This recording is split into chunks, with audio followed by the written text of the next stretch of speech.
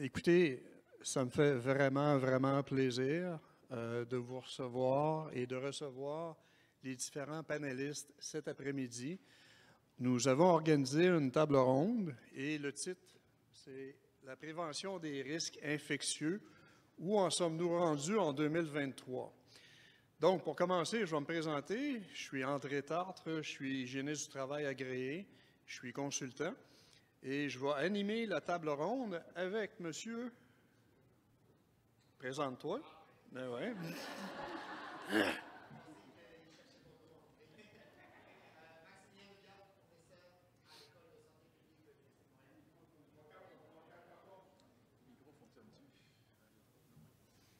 J'ai pas l'habitude de mettre des micros.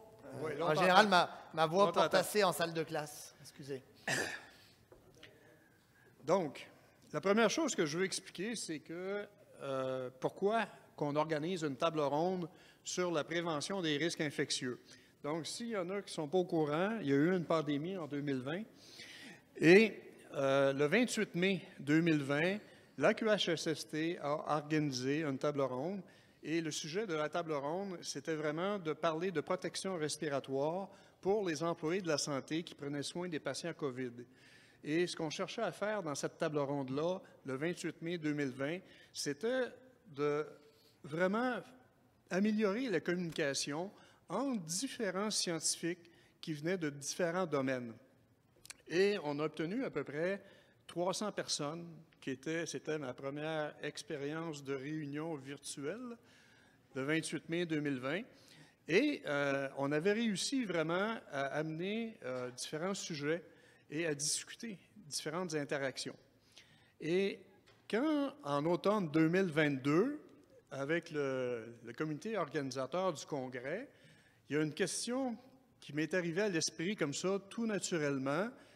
Et puis, la prévention des risques infectieux, en 2023, on est rendu où?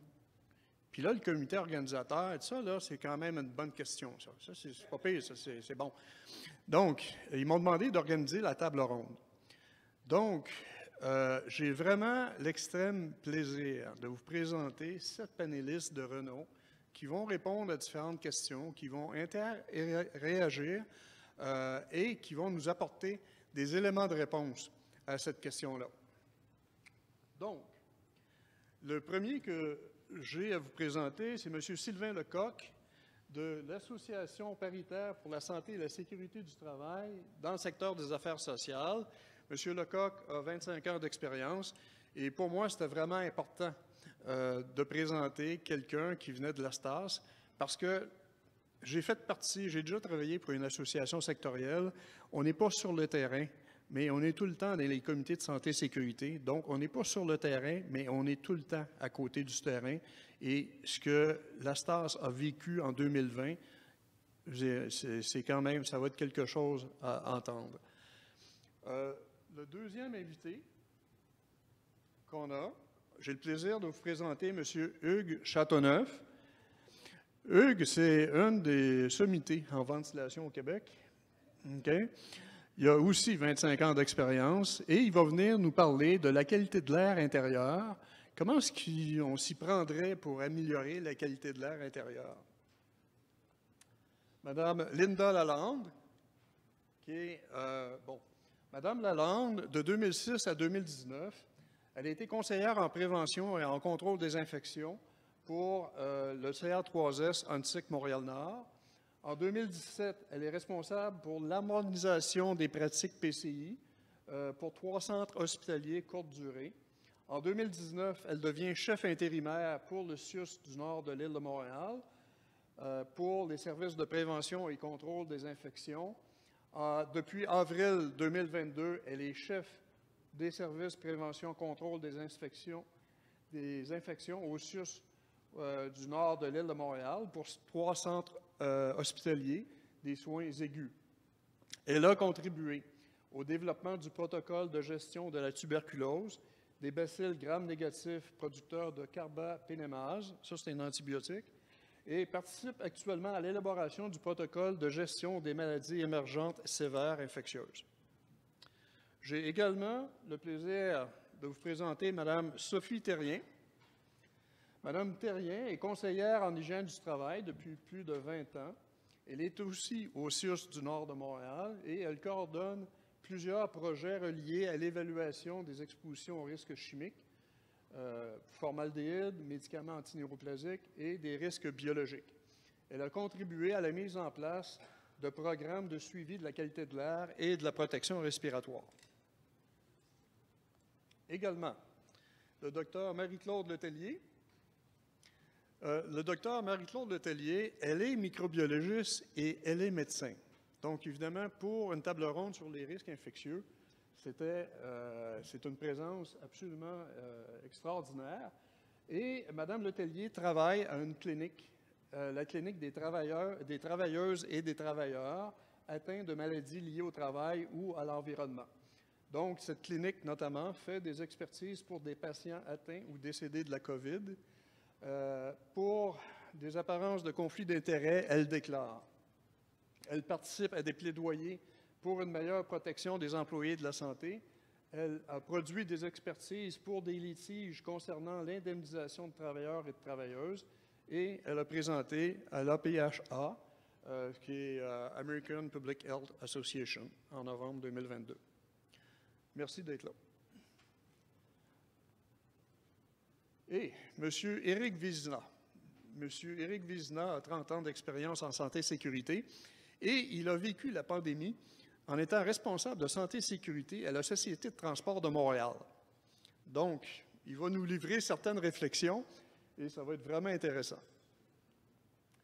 Et finalement, nous avons le plaisir de recevoir Mme Kim Lavoie, Dr Kim Lavoie. Madame Lavoie, elle est à la chaire de recherche en médecine comportementale et elle est directrice Centre de médecine comportementale à l'hôpital Sacré-Cœur. Donc, c'est vraiment un plaisir de vous recevoir tous. C'est vraiment un honneur et les discussions vont être vraiment, vraiment intéressantes. Donc, là, je vais vous prendre 5 minutes de votre temps. Et pour être sûr que tout le monde part du même niveau, on va expliquer 3 éléments de base. On va commencer par 2 éléments. On va expliquer qu'est-ce que le principe de précaution, pour être sûr que les discussions se fassent de façon conforme. Et on va parler de la hiérarchie des moyens de contrôle des risques. Donc, si on parle de principe de précaution, le principe de précaution, il est intégré au principe de diligence raisonnable. Et là, pour vulgariser un peu le contexte, parce que je peux parler de façon théorique, mais pour vulgariser le contexte, je peux vous parler d'un chantier de construction à Ottawa en hiver 2016 où ils construisaient, il y avait un chantier avec une fosse, il était attitré à construire une fondation et juste à côté de la fosse, vous aviez un édifice à étage.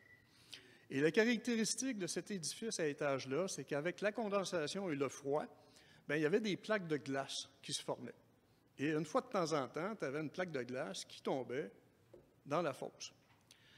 Est-ce que ça aurait été raisonnable pour l'entrepreneur général qui avait l'autorité sur le chantier d'aller enlever les plaques de glace et par la suite envoyer ces hommes dans la fosse?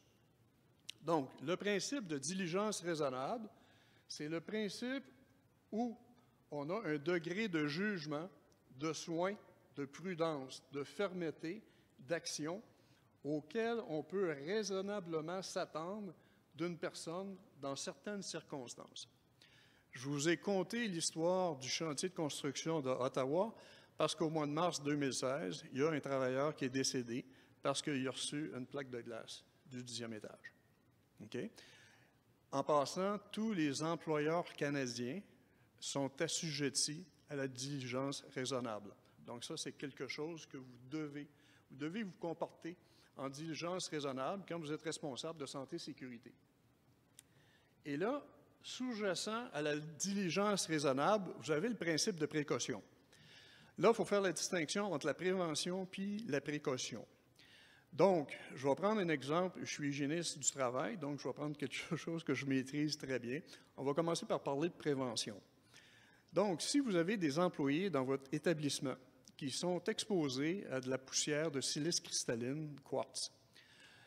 On sait, il y a eu pendant des décennies, il y a eu des études épidémiologiques, et si les expositions à la silice cristalline quartz sont importantes, bien, vous allez avoir une proportion de vos travailleurs qui vont développer des silicoses et qui ils peuvent même développer un cancer du poumon. C'est le lien cause-effet. Il est établi. Donc, si vous êtes en prévention, en santé-sécurité, et dans votre établissement, vous essayez de diminuer les expositions à la poussière cristalline, à la poussière de silice cristalline quartz, vous faites de la prévention. Pourquoi? Parce que le lien est établi entre la cause et l'effet. Évidemment, là, la question qui arrive, c'est, oui, mais quand le lien cause-effet n'est pas établi, qu'est-ce qui arrive? Oh boy! Alors, le principe de précaution, ça prend deux éléments. Le premier élément, est-ce que l'impact sur les travailleurs peut être important? Et le deuxième impact, est-ce que scientifiquement, ça fait du sens? Donc, le principe de précaution vise à éviter des risques potentiels, objets d'incertitude, donc le lien cause-effet n'est pas établi, mais associé à un danger hypothétique, évidemment, mais plausible. Donc, le mot le plus important de toute la diapositive, c'est le dernier. Est-ce que c'est plausible? Est-ce que scientifiquement, ça fait du sens? Et si ça fait du sens, vous devez appliquer le principe de précaution. Et le principe de précaution, il est intégré au principe de diligence raisonnable. Donc, ça, c'est le premier élément qu'on voulait expliquer, parce qu'avec les discussions qui s'en viennent, pour être sûr que tout le monde est sur la même longueur d'onde là-dessus. C'est bon? Le deuxième élément qu'on veut présenter, puis ça, en passant, c'est tel quel, c'est pas tel quel, mais c'est dans la loi en santé et sécurité du Québec. Donc, la hiérarchie du contrôle des risques. Je m'excuse à l'avance que la diapositive soit en anglais, mais la diapositive était tellement intéressante, ça vient de l'Association américaine d'hygiène du travail, et elle est tellement claire que je ne pouvais pas faire autrement que de vous la présenter. Donc, vous avez 5 étapes pour contrôler vos risques. La première étape, si on parle des risques infectieux, de transmission infectieuse, la première étape, c'est l'élimination. Donc, pour ceux qui ont un peu de souvenirs, en avril 2020, vous aviez certains secteurs d'activité économique qui avaient l'autorisation de continuer de fonctionner. Okay? Et le responsable santé et sécurité des secteurs qui avaient l'autorisation de continuer à fonctionner, lui, la première affaire, lui ou elle, la première affaire qu'ils ont faite, c'est d'envoyer une directive à tout le monde, indépendamment de la hiérarchie. Vous vous levez un matin, vous avez le nez qui coule, vous toussez, vous ne vous sentez pas bien, vous restez chez vous. OK? Alors, ça, autrement dit, c'est que si tu étais capable d'éviter que l'employé qui était infectieux et potentiellement pouvait transmettre potentiellement l'infection, si tu l'empêches physiquement de rentrer dans ton établissement, bien ça, c'est ta première étape de prévention. Est-ce que c'était à 100% efficace? La réponse est non, parce que notamment au niveau de la COVID, vous aviez des gens qui étaient infectés et qui étaient des personnes qui pouvaient être transmettrices et qui étaient asymptomatiques. Donc, ce n'était pas 100% efficace, mais c'était la première étape de prévention que vous deviez faire. La deuxième étape de prévention, c'est la substitution. Bon, au niveau des risques chimiques, je pourrais vous donner 20 exemples. Au niveau des agents pathogènes, ça n'existe pas. Quelqu'un qui est infecté, tu ne peux pas y en donner un autre pour... Donc, la substitution, ça, on oublie ça. La troisième étape, ce qui est possible, c'est d'essayer de contrôler le risque avec des contrôles d'ingénierie. Donc, si votre agent pathogène peut être transmis de façon aéroportée et que vous augmentez le nombre de changements d'air à l'heure dans le milieu intérieur, vous allez abaisser le risque. Okay? Qui depuis 3 ans, n'a pas mangé sa sandwich sur une table de cafétéria avec une feuille de plexiglas à 50 cm de son visage. Okay? Donc ça, c'était toutes des mécaniques qu'on se donnait pour abaisser le risque de transmission, justement, de façon avec un contrôle d'ingénierie. Si l'élimination ne fonctionne pas à 100%, si le contrôle d'ingénierie n'est pas significatif, il vous reste des contrôles administratifs. Le meilleur exemple du contrôle administratif, c'est le télétravail. Donc, autrement dit, surtout si tu es dans un contexte de transmission communautaire, si tu es capable de diminuer le nombre d'employés qui vont se présenter physiquement dans ton établissement, bien, tu vas abaisser le risque. Donc, le travail que tu fais, es-tu capable de le faire à distance? Et évidemment, ça a été une des conséquences de la pandémie.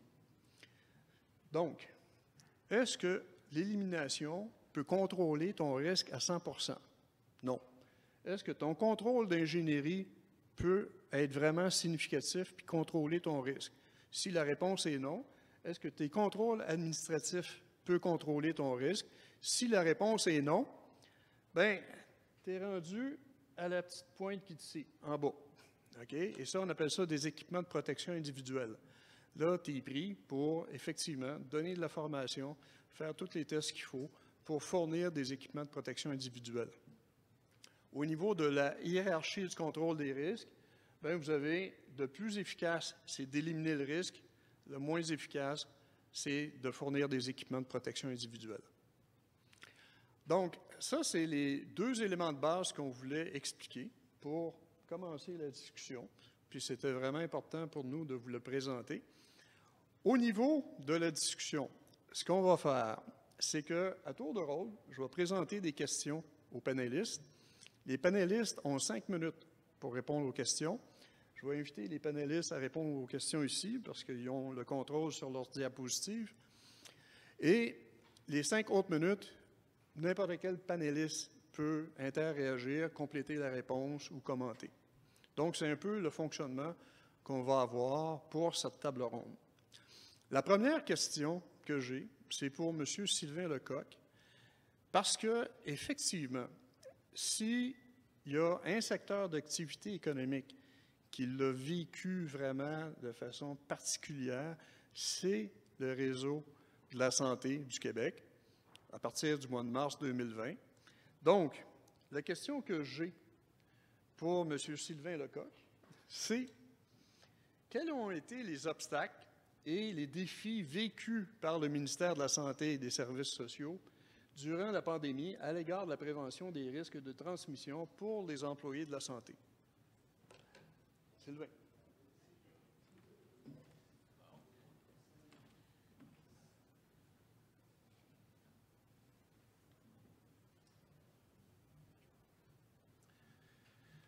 Donc, écoutez, bonjour tout le monde, ça va bien?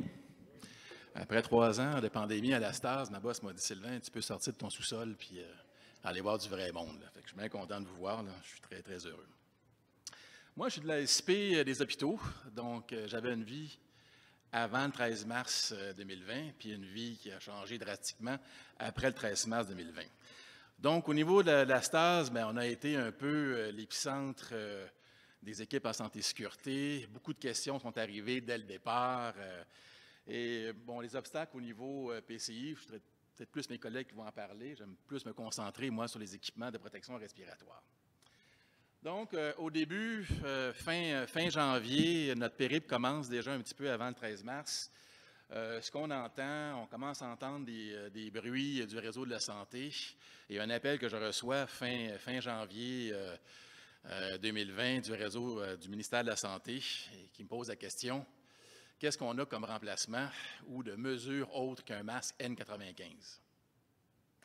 Et là, je leur dis, il y a d'autres équipements qui existent. On peut aller vers des masques réutilisables. Ils disent, non, on veut de quoi de jetable, mais pas du N95. Et de par la question du monsieur qui m'interpelle, ce que j'en comprends, c'est qu'en termes de stock de masques, on a 2 pieds dedans, puis solide à part de ça, là. Il me dit, écoute, tu vas le savoir dans quelques semaines. Et quelques semaines après, arrive M. Legault en conférence de presse qui nous indique que nous avons X nombre de jours de masques, de gants et d'équipements différents. Donc, pour nous, ça a commencé là, et beaucoup d'appels du réseau de la santé. Quoi faire avec des masques? On a des masques périmés, qu'est-ce qu'on peut faire avec? On peut-tu les prendre? Lesquels qu'on peut prendre? Et là commence, évidemment, je vous dirais, le début d'une aventure qui a cessé 2 ans après. J'escamote quelques étapes, mais première grosse question qu'on a du réseau, peut-on réutiliser des masques N95 contaminés et les remettre une deuxième, puis une troisième fois, etc.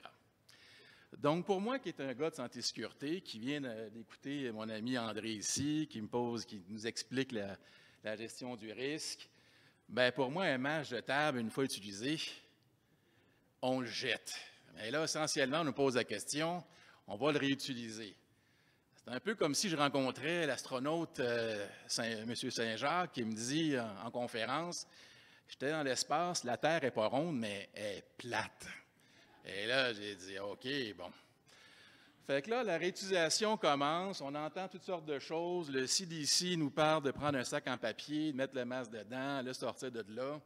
On reçoit un appel du ministère via l'hôpital général juif, qui était à l'époque le centre désigné pour recevoir les patients COVID. Et la responsable soins intensifs nous dit, bien, écoutez, l'histoire du sac, ça, on n'en veut pas. C'est pour des masques en coquille, ça va, mais des masques qui sont en 3 plis ou des masques plats, les masques bec de canard, oubliez ça, on va se contaminer. Et là, on reçoit l'appel, il faut faire de quoi pour le réseau. Et dans le réseau de la santé, pour ceux qui s'y connaissent, on a une plateforme de formation partagée. C'est des formations en ligne qu'on appelle l'ENA, l'environnement numérique d'apprentissage, je pense. Généralement, une formation prend 3 à 6 mois à monter. On avait 7 jours. Et il fallait trouver une méthode autre que le sac en papier. L'idée étant que l'infirmière ou le médecin qui sort de la zone chaude met son petit masque dedans, elle revient après, elle le remet après. Bon. Et là, on cherche, on ne trouve rien. Puis dites-vous, en début de pandémie, là, quand on dit construire l'avion en volant, c'était exactement ça. Et ma collègue à moi trouve sur Facebook, pas YouTube, pas CDC, oubliez toutes les grosses affaires, là, un médecin ou un infirmier, on n'a jamais su c'était qui, sur Facebook, à un hôpital en Hawaï. Sur son Facebook, il se filme, il a pris un petit contenant en plastique, il a son masque dedans, il se le met d'en face, il se le remet, puis ça y est. C'est ça qu'on va faire. Fait que là, moi, je contacte l'équipe de formation partagée du CUSUM, c'est le CUSUM qui était le technopôle là-dedans, avec ma fille, parce qu'on est en confinement, premier confinement, on ne peut même pas sortir de chez nous. Le ministère m'envoie une lettre pour me dire, Sylvain, tu peux te promener à Montréal. Fait que j'ai une lettre pour les policiers, je peux me promener.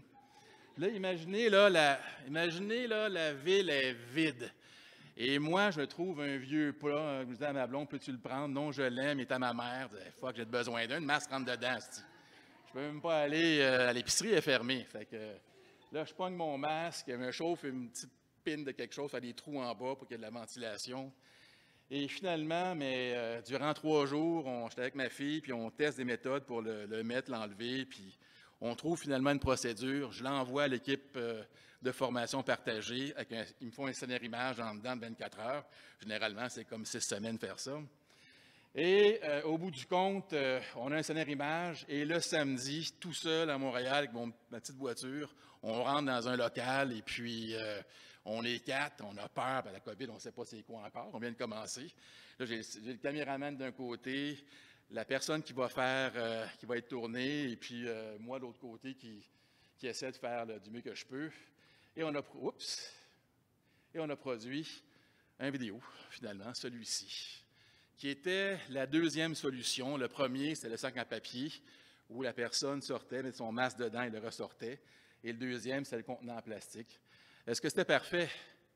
Je vous répète, pour moi, la Terre est ronde. Un masque jetable, une fois contaminé, on le jette. Mais même à l'époque du H1N1, dans les pires scénarios, on ne s'était jamais rendu jusqu'à là.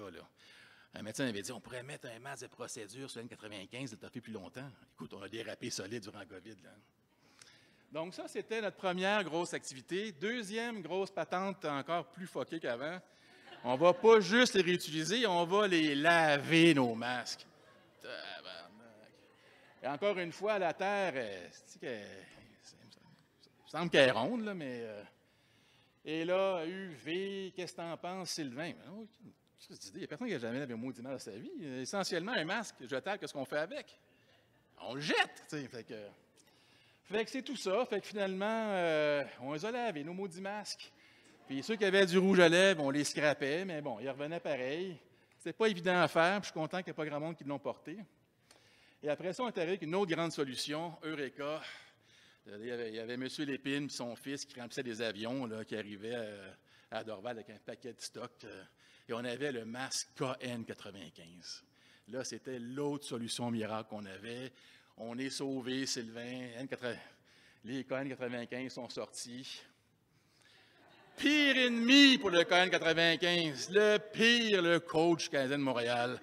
Il avait son maudit masque KN95. Juste avant la pandémie, on a fait une petite appel. Au début, on fait une affiche. J'avais dit à ma patronne, ce qui m'écoeure le plus dans les hôpitaux, c'est quand je vois l'agent de sécurité qui va voir une patiente, il a son masque de procédure, puis quand il va parler, qu'est-ce qu'il fait? Il enlève son masque, et là, il le remet. Le coach du Canadien, qu'est-ce qu'il fait tout le long quand il voit ses joueurs? Là, il remet son masque après. Fait que là, lui, j'avais dit à quelqu'un de la santé publique ou du ministère, appelez le Canadien. Faites-lui changer de masque, parce que c'est un masque de scrap, puis deux, il l'enlève quand il parle à ses gars. Il n'a pas compris le principe. Il ne m'a jamais écouté, mais ils l'ont quand même congédié. Je ne sais pas si c'est à cause de ça, là, mais c'est peut-être moi qui l'ai fait congédier avec son maudit masque, je ne sais pas. Donc, on a écrit un article aussi, parce qu'à un moment donné, il fallait dire, parce que les hôpitaux, c'était connu, les gens comme Sophie l'avaient testé, puis au bout de 2 jours, ils savaient que ça ne valait pas grand-chose. Mais en dehors des hôpitaux, c'était pas clair que le KN95, ça valait pas plus que le masque était là. Donc, fait que ça, c'était notre deuxième grande aventure. Après ça, il y a eu les masques réutilisables, donc les masques à élastomère. Et là, ça a été assez intéressant. J'ai mis 2 photos ici pour faire un lien entre les masques réutilisables et le ski alpin. Donc, vous allez comprendre, masque ski alpin, vous allez comprendre. Fait que l'idée est bonne. Puis moi, j'avais 2 sons de cloche complètement différents. Le premier son de cloche, c'est eux qui me disaient, Sylvain, les masques réutilisables pour la pénurie de masques, on peut les nettoyer, les réutiliser, les cartouches.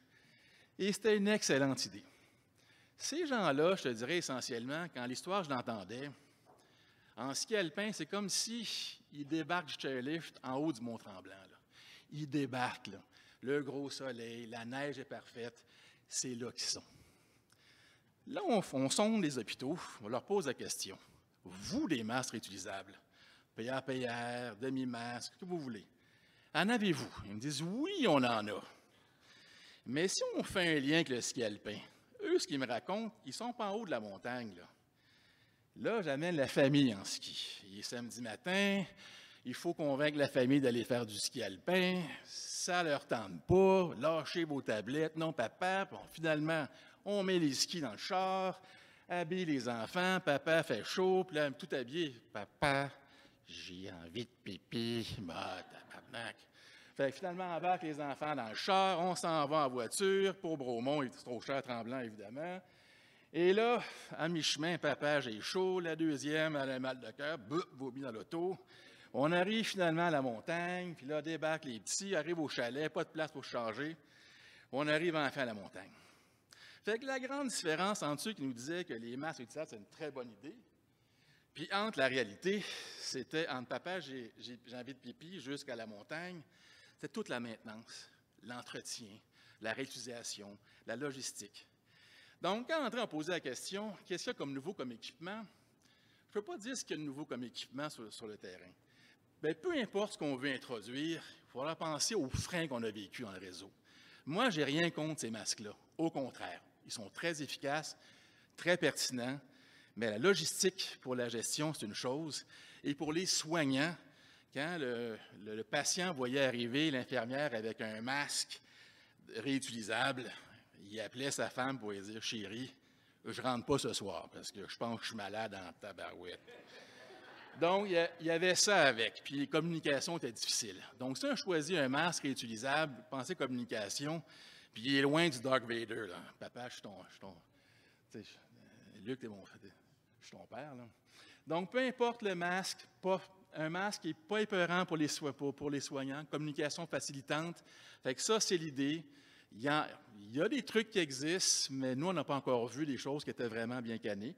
Fait qu'essentiellement, ces masques-là, pour moi, c'était pas une mauvaise idée. Dans le contexte qu'on était, on n'était pas prêts. Donc, ça, c'était planifié. Finalement, on a aussi fait... Je dépasse mon temps? Ou... Oui. Tu le sais, un prof dans un micro, là. Pas trop long.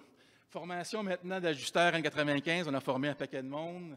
On a formé d'abord les premières vagues, qui étaient les préventionnistes dans les hôpitaux. La deuxième vague, qui était les personnes qui s'inscrivaient dans les équipes « Je contribue ». Par après, on a formé la Croix-Rouge, 6 équipes pour aller supporter les milieux de soins. On a formé par après les milieux partenaires, parce que les masques ont débarqué aussi dans les CHSLD qu'on n'a pas vu venir. Et dernier groupe de personnes qu'on a formé à faire des fit tests, c'était les milieux d'enseignement. Parce que c'était fait dire par le ministère, les hôpitaux ne vont plus fit tester vos stagiaires. Fait que les enseignants qui enseignaient les soins infirmiers dans les cégep ont appris à faire des fit tests pour former, fit tester leurs étudiants avant qu'ils arrivent chez eux. Et tout ça, évidemment, une formation qui était d'abord en présentiel et qu'on a convertie en ligne. Fait qu'imaginez là qu'on apprend à quelqu'un à faire du vélo sans le voir pour de vrai. On a réussi à se faire de quoi de pas pire, mais c'est un défi, ça avec. Mais au bout du compte, on a réussi, je pense, à atteindre l'objectif. C'est qu'on a quand même eu des gens qui pouvaient quand même faire juste du push-putting de Bitrex, là. Au moins avoir aussi une idée de la formation qui encadre tout ça. Pour finir, donc je sais qu'André me regarde, pour finir, la pandémie, pour moi, à la Stase, c'est un travail d'équipe. Hein, donc, on a 2 petites filles ici, 2 équipes qui sont notre équipe. Je n'étais pas tout seul là-dedans, évidemment. Dans les 2 photos, ce que vous avez, c'est une glissade d'eau. Une glissade d'eau, mais vous savez d'où vous partez. Puis à un moment donné, ça glisse, on ne contrôle rien. La pandémie, pour nous, c'était ça. C'est, regarde, on y va, on n'a pas le choix. Et un peu comme disait le docteur Marquis, qui fait des formations sur la résilience, et l'exemple qu'il y avait avec le petit singe qui veut grimper dans son palmier, puis il y a du riz dans ses mains. Essentiellement, tout ce qu'on savait, tout ce qu'on avait comme connaissance, il fallait lâcher le riz pour aller ailleurs, et c'est ce qu'on a fait. À la Stase, on aurait pu rester en boule dans notre petit coin puis dire, écoute, ça n'a pas d'allure, ou aller se battre, puis on allait se battre pour le réseau, puis on a supporté le réseau du mieux qu'on pouvait. Ça a été le fun à des endroits, des moments où les 2 petites filles ont bien du plaisir, mais des fois, c'était avec la pente un peu plus à pic. On arrivait en bas de la montagne, en bas de la glissade, le costume de bain dans la craque de fesses bien solide. Mais on a toujours réussi quand même à supporter du réseau du mieux qu'on pouvait. Puis essentiellement, mais je suis quand même... puis André était trouvé surpris quand je lui ai dit, en termes d'expérience professionnelle, je n'ai jamais vécu de quoi de plus exaltant. Je ne veux pas leur vie nécessairement, mais en termes d'information, de recherche, de communication, je vivrai, je ne pense pas, jamais un autre moment aussi impressionnant. Sur ce, j'arrête parce que je parle toujours trop. Bonne journée.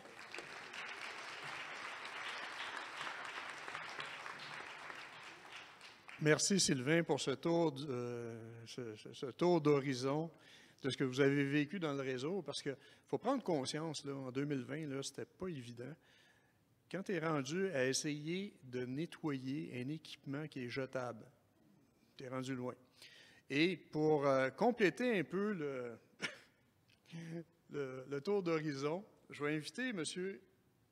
Éric Vézina, parce qu'il y en a d'autres organisations qui ont vécu ça un peu difficile. Donc, au niveau de la Société de transport de Montréal, okay, pour les organisations qui ont des employés régulièrement en contact avec la population, quelles ont été les grandes lignes de prévention mises en place pendant la pandémie et quels éléments de prévention vont rester en place? Donc, j'invite M. Éric Vézina, qui est responsable de santé et sécurité à la Société de transport de Montréal, venir vous présenter sa réponse. Bonjour tout le monde. Premièrement, je veux vous remercier André de m'avoir invité et de me permettre de vous partager l'expérience STM qui va être un peu en continuité avec ce que Sylvain a raconté. C'était pas facile. Aujourd'hui, on est en 2023, on regarde ça avec de la perspective, puis on se dit, Si j'avais su, je pense que je serais parti, j'aurais pris un vol vers Mars ou je ne sais pas trop quoi. Tu sais, je souligne tout le temps, moi je me rappelle, on entendait des gens dire « Ah, c'est le fun les premiers mois de la pandémie, on joue à des jeux de société le soir en famille, tout le monde est à la maison. » Moi, je n'ai pas vécu ça. Je n'ai jamais vécu ça pendant les 2 ans et demi. En fait, juste pour, encore une fois, aller dans peut-être l'ironie, j'avais fait l'exercice de compiler mes heures travaillées entre le 13 mars, tu disais, entre le 13 mars et autour du 1er juin 2020, ça correspond à 2 mois et demi. Bien, je travaillais 100 heures semaine. On travaillait 7 jours par semaine, de 5h30 le matin à 10-11 heures le soir. C'était tout le temps. Des réunions à temps plein. Puis, Éric, qu'est-ce qu'on fait? As-tu une solution? Je ne sais pas. Alors, imaginez une organisation publique que, là, je vais vous montrer quelques chiffres. Non, je ne les montrerai pas tout de suite parce que vous allez regarder les chiffres, vous ne m'écouterez plus. Mais essentiellement, la STM, c'est près d'11 000 employés. Et là, on dit, tu es un service essentiel, mais tu ne l'es pas. C'est-à-dire que vous l'êtes, mais vous n'avez pas accès aux garderies d'urgence. Vous devez offrir 100% de votre service. On ne vous financera pas plus, mais vous avez 13% de l'achalandage habituel et 23% d'absentéisme. Donc, il manque un employé sur 4. Il faut que je garde 100% du service. Les employés ont peur. Il y avait la peur aux ventes les premières semaines, puis c'était légitime. On n'avait pas de réponse vraiment à leur donner et continuer à travailler. Et ces gens-là, en plus, on leur disait, puis chez nous, souvent, il y a des couples qui travaillent comme chauffeurs d'autobus, par exemple. On fait quoi quand tu as 3 enfants qui n'ont plus d'école, qui sont à la maison? Là, il y en a un des 2 qui doit rester à la maison. Alors, on a pris des décisions. On parlait de diligence raisonnable tout à l'heure. La première décision qu'on a prise, c'est celle de la prévoyance. Donc, les groupes qui étaient vulnérables, par exemple, les gens que nous, on a appelés des conditions médicales particulières, les IMC 40, les gens qui avaient des maladies chroniques, avant même d'analyser les dossiers médicaux, on prenait pour acquis ce qu'ils nous disaient était vrai, et on les envoyait à la maison. On en a envoyé 1300 comme ça à la maison. Le temps d'analyser les 1300 dossiers médicaux, demander des compléments. Et évidemment, à la fin, ça s'est terminé qu'il y en avait 400 où c'était légitime. C'est-à-dire les critères, les conditions qui étaient quand même sévères nous ont permis de ramener des gens. Tous les employés qui étaient en assignation temporaire, on les a retournés à la maison. Donc, ça a l'air de rien, mais pour le gars qui gère aussi le dossier financier, il se dit, bon, là, j'ai une économie d'un côté, mais là, je viens d'y mettre fin parce qu'il s'en retourne en IRR. Bon, on a tous pris ces décisions-là. Et même chose pour les gens qui avaient des symptômes ou qui avaient toutes sortes de raisons d'aller à la maison. C'était 100% du salaire qu'on a versé. Ça a coûté en 2020, en absentéisme, juste la COVID, ça a coûté 45 millions de salaires versés à la STM pour arriver à maintenir ces services-là. Là, maintenant, je vais vous amener aux chiffres. J'imagine que je pointe ici. Tu veux que j'accélère? C'est que ce n'est pas ma plus grande qualité. Donc, la STM, c'est 10 700 employés à ce moment-là, plus ou moins 200 aujourd'hui. Je voulais donner des chiffres parce que ça donne une petite idée de ce qu'on a pu vivre sur une période de 2 ans. On a mis en place assez rapidement des mesures de prévention qui n'existaient pas vraiment. On avançait à tâtons. Comme Sylvain le disait, on construisait un avion en plein vol. J'ai travaillé en début de carrière chez Bombardier, fait que ça faisait plein de sens pour moi. On l'a construit, l'avion. Des fois, on ne sait pas comment il a fait pour voler. Il ne s'est pas écrasé. On a réussi à maintenir, mais il y a quand même des données importantes. Ça a progressé tout au long de la pandémie. On a rapidement mis en place un processus d'enquête épidémiologique, je le dis entre guillemets, où on appelait le travailleur qui avait des symptômes, on validait s'il avait passé un test, et vous vous rappelez peut-être pas de ça, là, mais au début, on allait passer un test PCR en clinique, il n'y avait pas trop d'attente. Puis moi, je me rappelle de décembre-janvier 2021-2022, où il n'y avait plus de tests. Et là, moi, il faut que je maintienne les gens. Qu'est-ce que je fais? J'ai des symptômes, pas de moyens. Et là, on avait pris pour acquis. Tu as des symptômes, tu étais présumé positif à la COVID. Bien, reste chez vous. Et là, comme ça a augmenté. Alors, la STM a cherché sur le marché international des tests rapides. On en a trouvé 15 000 qu'on n'a pas utilisés encore aujourd'hui, parce qu'on les gardait en situation d'extrême urgence. Puis là, si vous en voulez, d'ailleurs, on en donne gratuitement. On en donne gratuitement, mais on les a encore, ces 15 000 tests-là.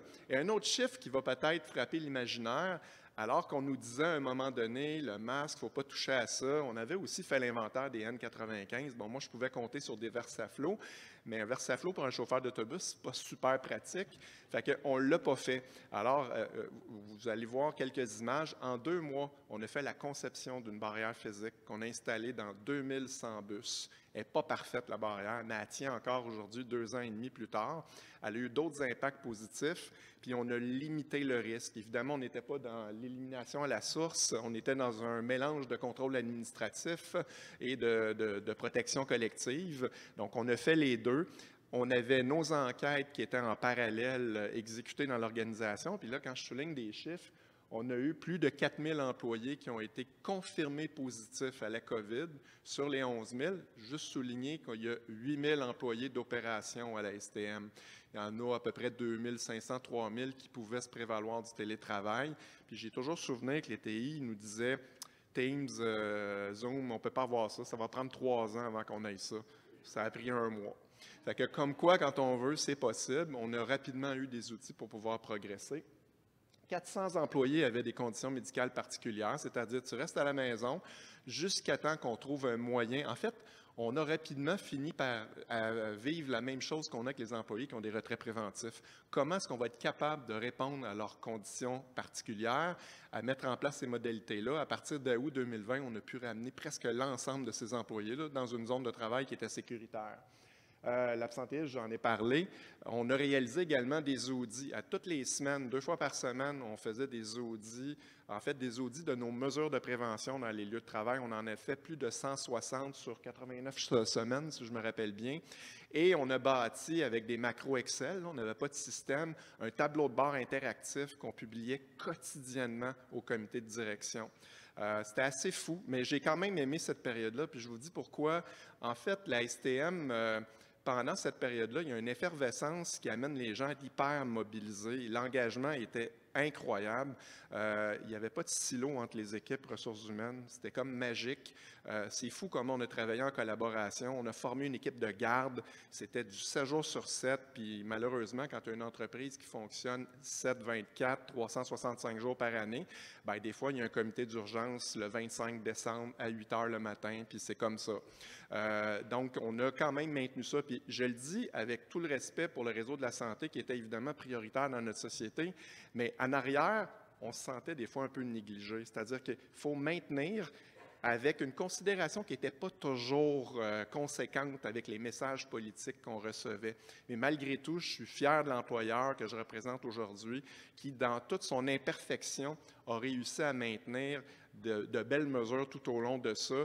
On a malheureusement, ce n'est pas inscrit ici, mais on doit quand même le dire, 2 des employés de la STM sont décédés de la COVID. On ne sait pas si c'est parce qu'ils l'ont attrapé dans le cadre du travail. Évidemment, c'est des gens qui avaient aussi des antécédents personnels, mais quand même, c'est des collègues qui ont eu à vivre conséquences fatales suite à ces événements-là. Et pour... tu me donnes 2 minutes? Je vais faire ça en 1. En fait, je n'irai pas dans les détails, mais si ça vous intéresse, je serais bien heureux de répondre. J'avais préparé une structure à mon intervention, mais c'est comme ça que je suis généralement dans la vie. Fait que je préfère aller droit au but, vous parler ou répondre aux questions s'il y en a. Mais pour vous donner un peu un état de la situation, j'ai présenté 3 photos qui représentent la barrière physique pour ceux qui n'habitent pas la région de Montréal, de ce qui est installé dans les bus. Puis moi, j'ai eu l'occasion de le voir dans plusieurs autres villes à travers le monde parce qu'on fait beaucoup de collaboration. Puis je pense qu'au-delà, si on exclut les cages de protection physique qu'il y a dans certaines villes de la planète, c'est probablement le plus beau dispositif qu'on a fait. Nos employés d'entretien ont été extrêmement agiles pour faire ça à une rapidité où, rappelez-vous, le Lexan, il n'y en avait plus à nulle part. Et on a réussi à le faire. Malgré tout ça, 2100 en quelques semaines, plus la conception. Moi, je considère que c'est un exploit. Je termine avec un document qui a été placardé partout à la STM à cette époque-là, qui s'appelait pour nous notre routine de travail. C'était une façon, au niveau des communications, de vulgariser pour le travailleur qu'est-ce que je fais. Évidemment, il y a d'autres documents en support à ça, les symptômes, quels étaient les symptômes. Et je vais terminer avec une petite boutade à mes collègues de la santé publique. J'ai compilé, nous, on suivait le guide d'éclosion des employeurs de la Direction de la santé publique de Montréal. Montréal. Et en 2021, il y a eu 36 mises à jour, 36 versions. On publiait un communiqué avec une règle, symptôme A, symptôme B. Ah, c'était plus pareil. Tel symptôme, ça prenait une combinaison. 3 jours après, ça rechangeait encore. On finissait, avant d'envoyer une communication, j'appelais un contact que j'ai à des RSP. Tu sais-tu s'il y a de quoi qui s'en vient? Là? Parce qu'on ne l'enverra pas tout de suite, on va attendre. Et souvent, on a fini par augmenter en agilité. Puis je comprends très bien pourquoi on en était là. J'ai parlé à Geoffroy Denis, je ne sais pas combien de fois en 2 ans. Hein, on est quasiment devenus des amis. Mais tout ça pour dire qu'aujourd'hui, c'est drôle, je trouve ça comique, mais on a vécu quand même une période qui était difficile comme société. Puis, si je peux terminer sur ces éléments-là, on est dans une organisation qui a atteint ce que j'appelle une fatigue pandémique, c'est-à-dire que les gens ne veulent pas en entendre parler. On a maintenu certaines mesures, entre autres la barrière physique, mais beaucoup de gens à l'interne la questionnent actuellement pour maintenir une expérience client plus favorable, un contact humain. Mais avant de l'enlever, on va se poser les bonnes questions. Est-ce qu'on va l'intégrer à terme? On ne sait pas. Pour le moment, ça n'a pas encore été décidé, mais il y a encore de belles pratiques qui sont demeurées dans l'organisation. Le port du masque quand les gens ont des symptômes, on a réussi à maintenir ça. Également, la désinfection avant et après le travail. Je pense aux postes de conduite, train et bus. Il y a plusieurs changements dans une journée. C'est des postes qui sont partagés. Les gens ont gardé cette solution-là. Puis, petit détail, on pense désinfection, je me trouve un produit, je vaporise ça, nettoie ça et c'est réglé. Malheureusement, quand c'est d'équipements électroniques, comme par exemple le métro Azur, c'est hautement technologique, on ne peut pas utiliser n'importe quoi. Alors, nos équipes d'hygiène industrielle et d'ingénierie ont développé une solution à l'interne qui permettait de tuer les virus, mais en même temps de ne pas affecter les équipements. Sinon, aujourd'hui, on devrait remplacer certains de ces équipements-là. Ça nous a pris quelques semaines, mais ça nous démontre à quel point, en situation de crise, le génie humain est extraordinaire. Fait que, dans le fond, je voulais présenter quand même une image positive de ce vécu-là comme organisation. Qu'est-ce qui va nous rester dans quelques années? Je ne le sais pas. Des fois, je suis un peu pessimiste par rapport à ce qui va rester. L'humain, malheureusement, n'apprend pas de l'histoire. On verra. Et quand on n'apprend pas, on est condamné à la revivre un jour. On verra bien. Mais du moins, c'était l'expérience STM que je voulais vous partager aujourd'hui. Pour le temps. Merci, Eric. Moi, je trouve ça formidable d'entendre cette rétrospective-là. Parce qu'on est en 2023, puis on l'a quasiment oublié, puis ça fait juste 3 ans. En passant, à un moment donné, tu as eu beaucoup de monde qui ont travaillé énormément. Il y a une gang qu'on n'entendait jamais parler, puis qui ont travaillé comme des débiles, c'est les ingénieurs en ventilation, en passant. Donc, eux autres, ils ont eu, parce qu'à un moment donné, de plus en plus, le risque de transmission était comme discuté comme étant potentiellement aéroporté. Donc, à un moment donné, tout le monde a commencé à se poser des questions sur la qualité de l'air intérieur, s'il y avait assez de ventilation. Donc, la prochaine question que j'ai, c'est pour M. Hugues Châteauneuf. Et la question que j'ai, c'est quelles seraient les meilleures stratégies d'investissement en ventilation afin d'optimiser la qualité de l'air le plus rapidement possible en milieu intérieur. On dépense une fortune pour que tout le monde ait de l'eau potable au Québec. Est-ce qu'on devrait aussi se préoccuper de la qualité de l'air qu'on respire?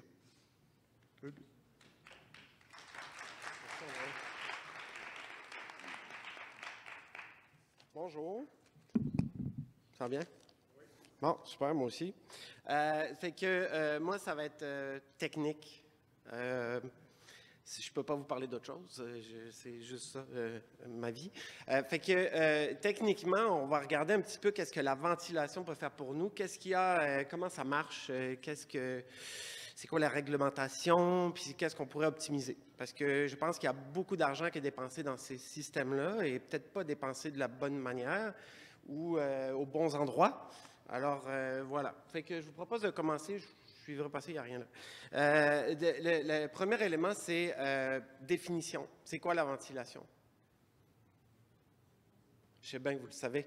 C'est prendre de l'air vicié, de le sortir et de le remplacer par de l'air neuf, propre. Super technique. C'est bon? C'est ça que c'est la ventilation. C'est un principe où on va remplacer l'air qui est sale et le sortir et le remplacer donc par de l'air propre. Ça, c'est important parce que dans tous les concepts qu'on va avoir à mettre en place, il y a cette idée-là de remplacer l'air. Dans les milieux plus mi-hospitaliers, des endroits où il y a beaucoup d'air, on a la tendance de recycler l'air. Évidemment, au Québec, il fait froid, fait qu'on a aussi cette tendance-là en industrie d'essayer de recirculer l'air, de recycler l'air, mais quand il est contaminé, on doit dealer avec un contaminant qu'il faut évidemment éliminer avant de recirculer. Fait qu'on va avoir cet enjeu-là. Les types de ventilation, il y en a principalement deux. C'est soit la dilution, donc on va envoyer de l'air, on va noyer le poisson, même s'il est dur à noyer, ou bien du changement d'air, du déplacement d'air. On va laisser le contaminant puis le faire sortir, le forcer. D'accord? Quand on a, par exemple, une salle, quelle qu'elle soit, là, que l'ennemi soit un virus, une bactérie, ou que ça soit de l'acétone ou du formaldéhyde, c'est le même combat. On ne veut pas qu'il rentre dans la salle. Ou s'il est dans la salle, on ne veut pas qu'il sorte de la salle. Donc, le principe aussi qui est approprié, c'est la pressurisation des salles ou la dépressurisation des salles. Un point sur lequel j'atterrirai tantôt, c'est que dans le milieu de la santé, dans le normatif, dans les règlements qui s'appliquent, notamment les guidelines en ingénierie, les valeurs de pressurisation sont 10 fois plus faibles qu'en industrie. Donc, si mon ennemi est un explosif, une vapeur que je ne veux pas respirer, un cancérigène aussi que je ne veux pas respirer, je pressurise 25 pascal la salle. Tant que je pousse de l'air propre à 25 pascal, il ne rentrera pas. En milieu hospitalier, c'est 2,5 pascal. Certaines salles vont jusqu'à 7. Fait que ça vous donne un ordre de grandeur aussi. Moi, j'ai essayé d'amener cet élément-là. Donc, les objectifs qu'on a sont des objectifs de performance. Il faut assurer une qualité de l'air dans un espace. Et pour y arriver, il faut employer ces règles-là. Fait qu'on est revenu à la source, c'est super simple. Maintenant, comment on applique ça? Ça va? Fait qu'au Québec, il y a le règlement sur la santé et sécurité au travail, la loi sur la santé et sécurité au travail aussi, des règles d'hygiène généralement. Donc, c'est l'exposition des gens. Donc, on doit limiter l'exposition des gens aux contaminants. Dans certains milieux, on a des règles plus précises, des guidelines, des façons de faire en ingénierie qui sont plus précises, qui sont plus prescriptives, où on va dire, OK, ça te prend de la redondance, ça te prend du monitoring, de la surveillance, ça te prend une filtration de telle efficacité. Fait que tous ces éléments-là sont dans des guidelines. Donc, par exemple, dans le milieu hospitalier, on a la norme CSA Z317.2. Dans certains autres types d'applications, dans ces règles-là. Puis, dernier point d'introduction, il y a deux mondes en ventilation. Puis il y en a un qui a des règles strictes, puis il y en a un autre qui n'en a pas tant que ça. Fait que je ne vous dirai pas lequel des deux c'est auquel j'appartiens, c'est pas important. L'important, c'est juste de savoir qu'il y a la ventilation commerciale, ce qu'on appelle le HVAC ou le CVAC, qui est la ventilation, que ce soit un bâtiment commercial, un IGA, un métro, que ce soit un hôpital, que ce soit un centre de congrès, que ce soit un espace comme ça ou une école, c'est cette catégorie de ventilation-là qui est employée. Puis l'autre catégorie, c'est en industrie, sa ventilation industrielle. On va avoir une robustesse, on va avoir des performances, on va avoir des règles de conception et de surveillance qui sont beaucoup plus strictes. Donc, j'amène aussi cet enjeu-là. Je ne le juge pas, je fais juste vous l'amener, que ce n'est pas la même catégorie de connaissances, ce n'est pas les mêmes règles du jeu, ce n'est pas les mêmes intervenants. Et souvent, quand on a affaire quand on se fie à un système de ventilation, c'est notre santé qui en dépend en grande partie. Je vous rappelle dans la super pyramide de la hiérarchie qu'on est deuxième en ingénierie quand même. Pas peur, moi je trouve ça cool. Fait que c'est médaille d'argent. Ce système-là va assurer la qualité de l'air dans un espace. Donc, il faut lui donner tout l'amour qu'il a besoin, tout le niveau de sérieux et de sécurité qu'il a besoin. Fait que la deuxième partie de la question, en fait, je vais faire ça court, là, parce qu'il y a plein d'autres gens. J'avais ça à vous dire, t'as peu. Le côté, je vais arriver sur c'est quoi le HIT, c'est quoi qu'il faut faire. Là, j'ai un système, quel que soit mon milieu. Excusez sur cette page-là. Fait que moi, c'est dans mon travail de tous les jours qu'on fait ça, on fait des plans d'action. Okay, donc, action court terme, action long terme. Qu'est-ce qu'on fait demain matin pour que ça marche mieux? Puis, qu'est-ce qu'on fait dans les 12, 16, 20 prochains mois pour avoir sorti les bidous et remplacer des systèmes ou avoir fait des changements plus grands? Fait qu'à court terme, là, les systèmes sont déjà là. Il faut juste se structurer correctement. Exemple, dans un hôpital, il y a des zones avec des couleurs. Vous êtes mieux placé que moi pour savoir ces couleurs-là. J'en vois 3, vert, orange et rouge. Mettons qu'on met ça simple. Bon, bien, si tu es dans une zone verte où c'est pas trop dangereux, c'est peut-être pas là qu'il faut que tu mettes l'amour dans le système de ventilation. Il y a d'autres endroits qui sont beaucoup plus critiques ou bien qui ont été restructurés pour plein de raisons d'urgence et d'affaires.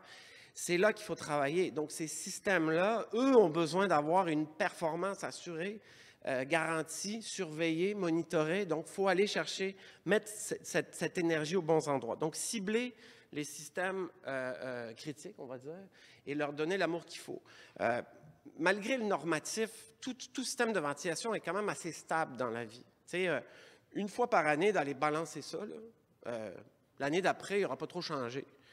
À moins qu'on ait vraiment joué avec des volets et des choses comme ça, un système est assez stable. Donc, c'est raisonnable de penser qu'une fois par année, aller mesurer ça, juste s'assurer que c'est là, c'est bon.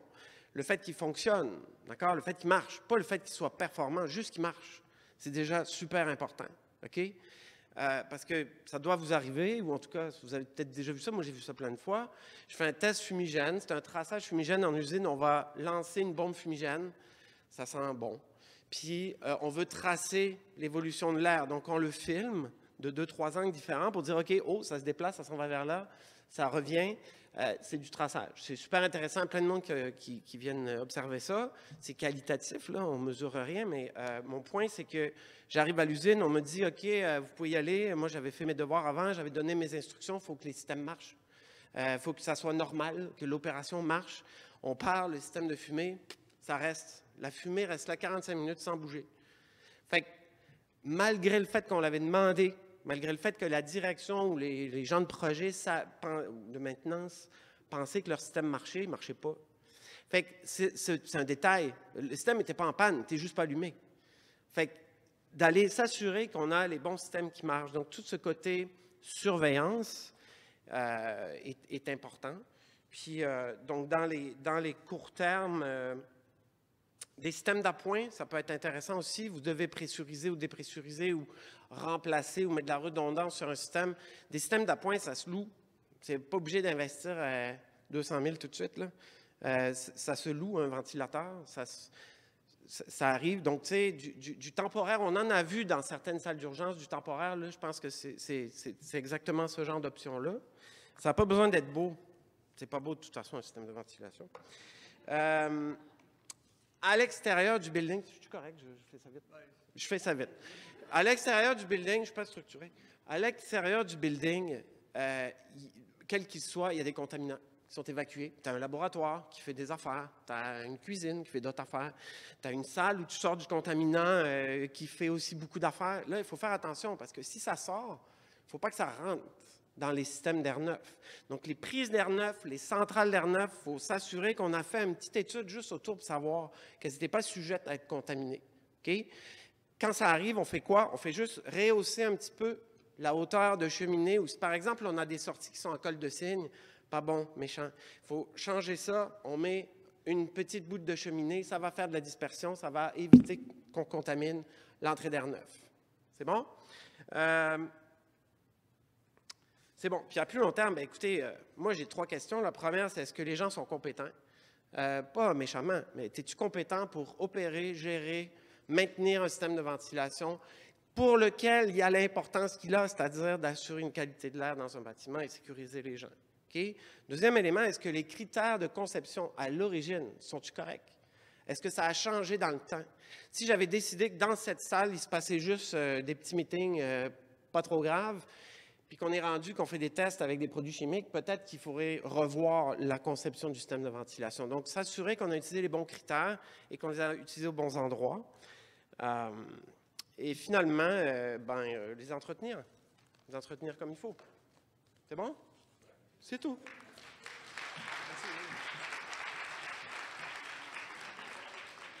J'aurais des tonnes de questions, mais on va demander aux autres panélistes d'accélérer un petit peu. J'ai le bonheur de recevoir Dr. Kim Lavoie. Et Dr. Lavoie est spécialisé au niveau de la communication. Et dans un monde où la désinformation règne en maître, comment est-ce qu'on fait pour expliquer des mesures sanitaires à nos travailleurs? Madame Lavoie. Merci beaucoup. Alors, moi, je vais essayer d'être très disciplinée. Alors, je vais rester au podium, puis je pars mon cadran pour 6 minutes. Alors, je pense que je vais rester ici parce que des fois, j'aime ça beaucoup me promener. Alors, oui, je suis une experte dans la communication, mais je suis surtout experte dans le changement comportemental. Et c'est via la communication qu'on arrive ou on n'arrive pas. Alors, je vais essayer de vous donner dans les 6 prochaines minutes un survol des sciences comportementales 101 qui peut être pertinent pour votre pratique. Alors, la question qui m'a été posée, c'est qu'est-ce qu'on fait pour augmenter la perception du risque chez les travailleurs? Et en fait, je présuppose que vous me posez la question parce que vous faites l'hypothèse qu'en sachant le risque et en bien percevoir le risque, bien, ça suffit, c'est suffisant pour que les travailleurs adoptent les bons comportements en milieu de santé ou en milieu de travail. Bref, ça fait recours à un modèle théorique qui s'appelle le Health Belief Model ou le modèle de croyance face à la santé. Alors, c'est basé sur quelque chose, cette croyance ou hypothèse-là. Mais bien que c'est un élément qui est important pour l'adoption des comportements en milieu de travail, ce n'est pas suffisant. Alors, c'est parce qu'il existe d'autres déterminants des comportements que juste le savoir. Alors, levez la main si vous savez que fumer, ce n'est pas bon. Ouais.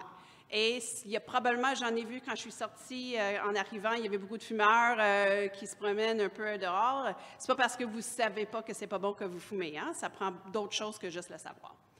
Alors, si vous retenez une chose dans ma présentation, c'est la diapo suivante, et parce que ça s'applique à n'importe qui dans votre vie.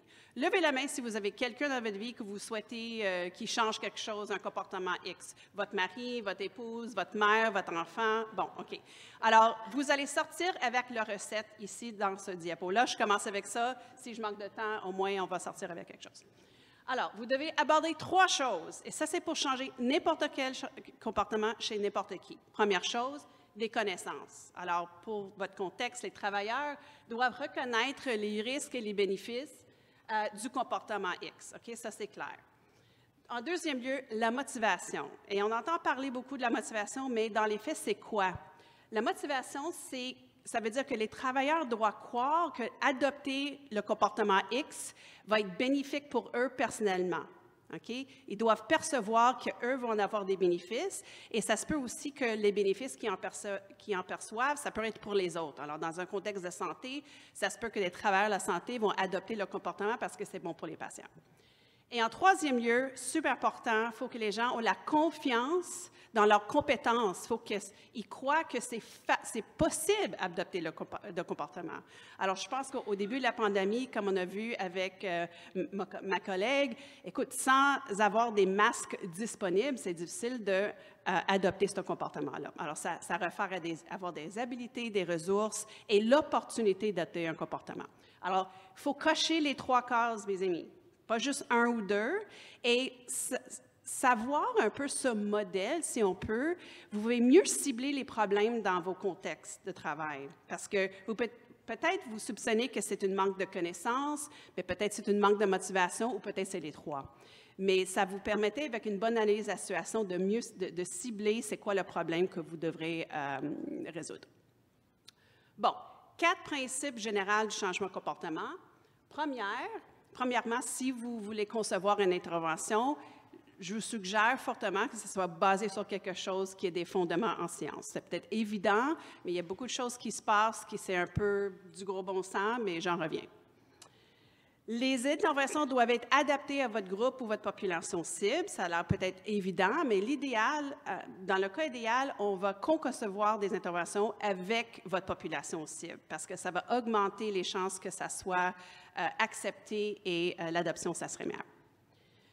La manière dont vous communiquez le message par rapport de votre politique ou quoi que ce soit, c'est très important et la personne qui livre le message, c'est aussi important.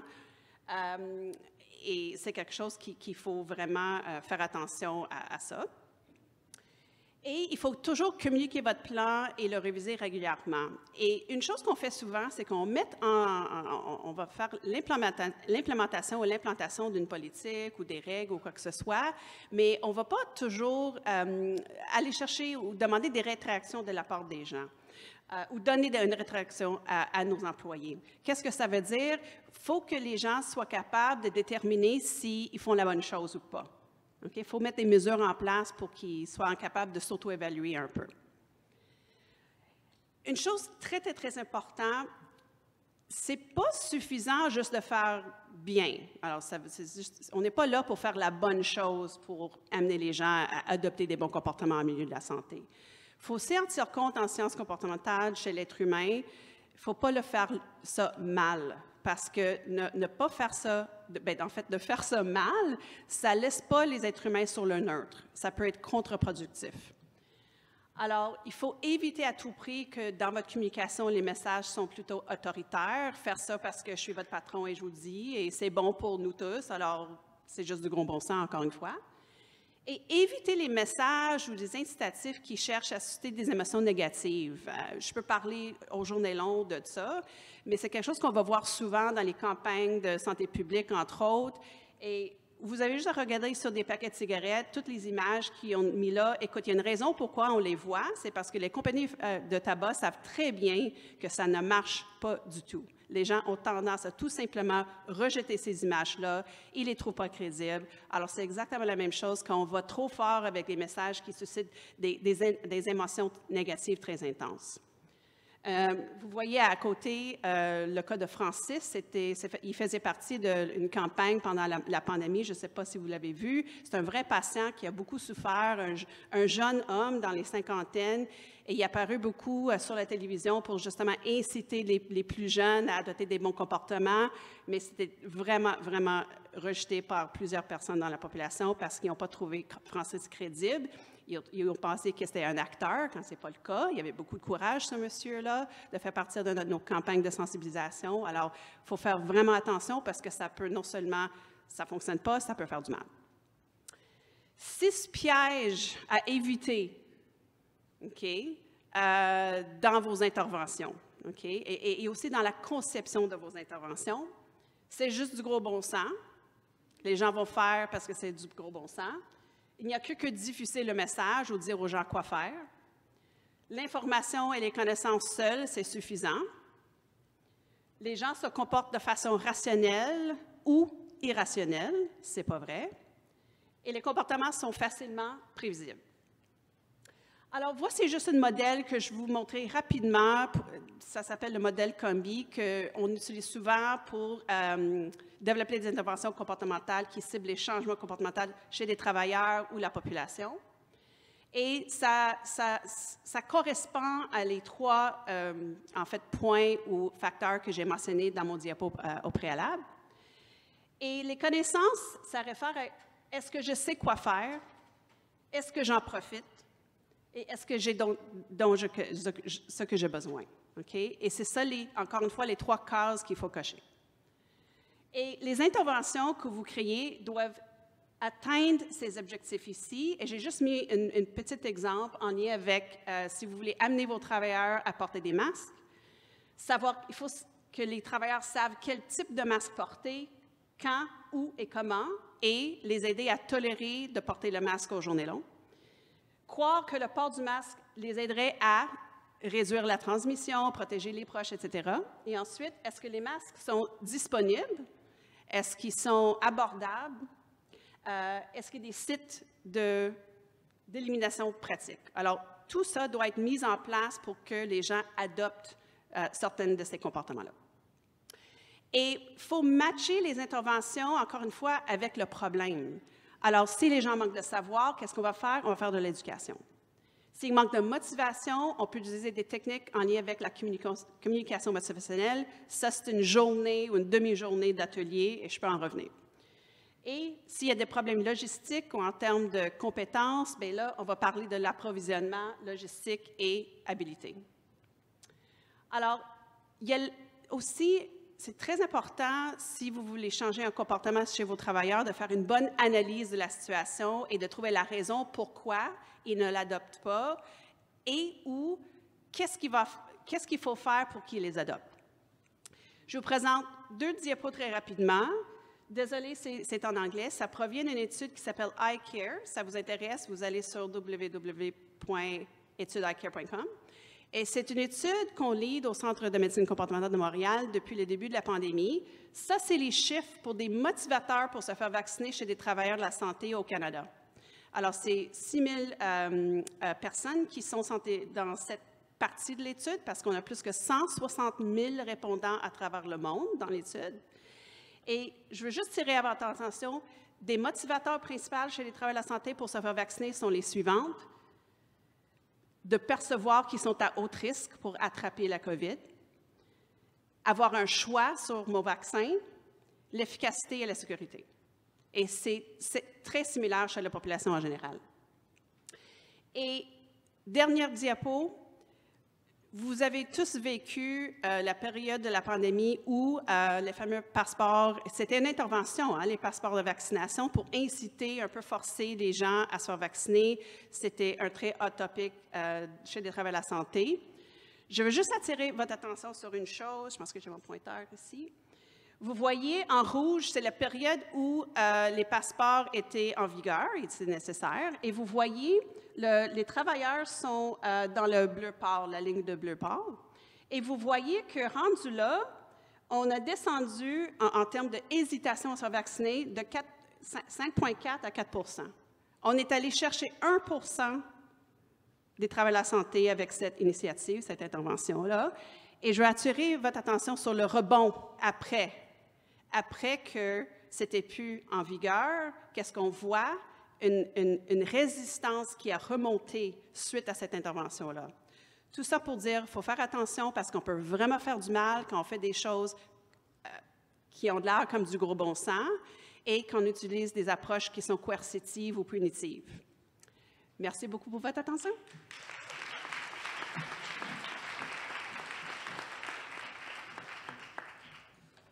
Merci, Dr. Lavoie. Je vais m'auto-censurer, vu le temps qui reste. Simplement, on voulait parler un petit peu de gestion graduée du risque, de protection respiratoire. On va parler des milieux de soins et Sophie va arriver et va parler de tous ces enjeux de protection. Donc, je vais laisser le temps aux panélistes. Simplement, on va peut-être rappeler qu'on peut se protéger de l'inhalation de bioaérosols.